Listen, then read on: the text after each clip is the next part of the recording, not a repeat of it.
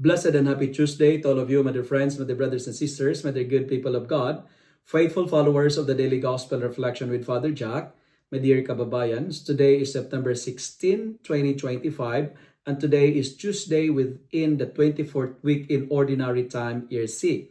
Today's Gospel is from the beautiful and the wonderful account of the Gospel of Luke, chapter 7, verses 11 to 17.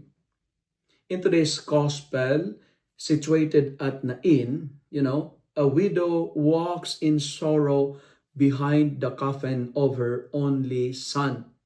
She has lost not just her child, but also her hope. She lost her security and her reason to keep going. Yet, at all that moment of deepest grief, she encountered the Lord, and Jesus sees her, is moved with compassion, and says, "Do not weep." And this is precisely the message of the Lord for all of us. Do not be sad. He touches the coffin, calls the young man to rise, and he said, "Young man, arise," and then restores him to his mother. What was once a procession of death becomes a celebration of life. And when we encounter the Lord, even in the moment of death, it's no longer a procession towards the cemetery, but when we encounter the Lord, it will be an entrance towards eternity.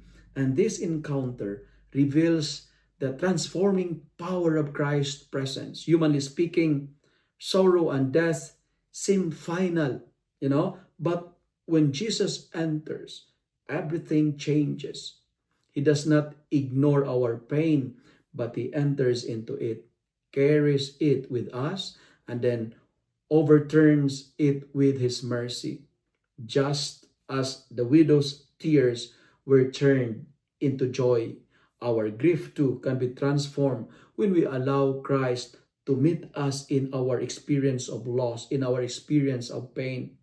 He is the Lord of life, and nothing, not even death, can resist His saving word. For us today, the message is very clear. No sorrow is too heavy, no situation too hopeless when we encounter Jesus with faith. He may not always take away our crosses, but He will always bring meaning, hope, and new life out of them. And to encounter the Lord is to discover that suffering does not have the final word. God does. And His final word is always life, joy, and restoration.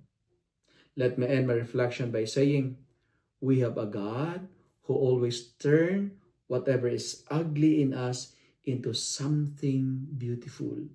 Friends, whatever is ugly in us, God can change it into something wonderful, because Jesus always gives hope, life, and joy. If you love and like this reflection, kindly share it with your friends, share it with your family, make the Word of God viral so that many will be blessed. Amen.